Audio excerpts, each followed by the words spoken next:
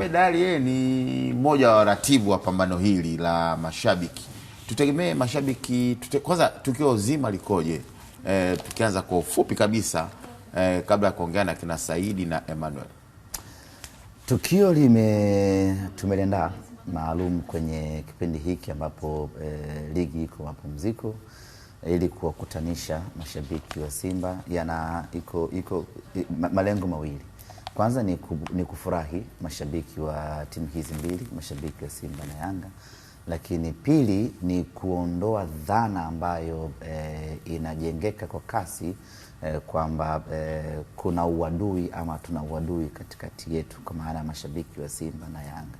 Kwa hiyo tunarejesha ile dhana ambayo tumeikuta na kurithi ya utani wa jadi, na kwa kucheza mechi hii ndipo ujumbe wetu unafika kwa ukaribu kabisa kwamba sisi ni watani wa jadi.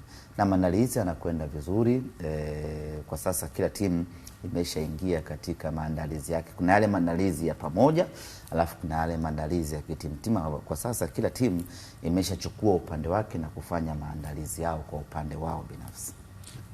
Tunaona kuna watu wa taasisi ya MWAS, Dr. Said pamoja na Emmanuel, kubwa nini hasa katika kuelekea katika mashindano?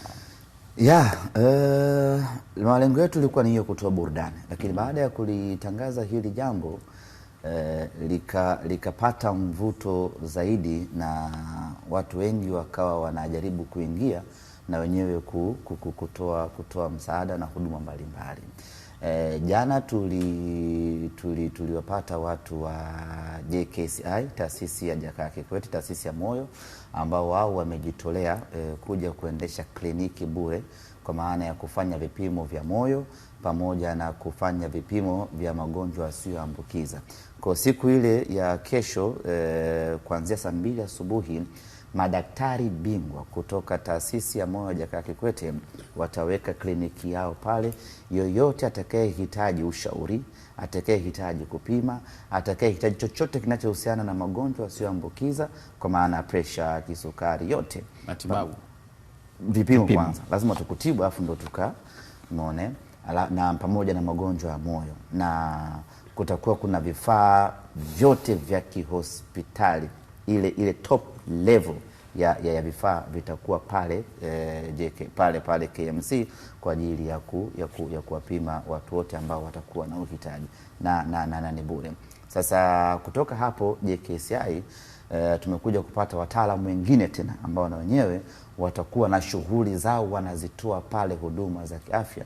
Ndio yuko hapa daktari, yeye anaweza akazungumza wenyewe wanachukua upande gani kwa ajili ya kuwasaidia mashabiki ambao watakuja katika mchezo wetu.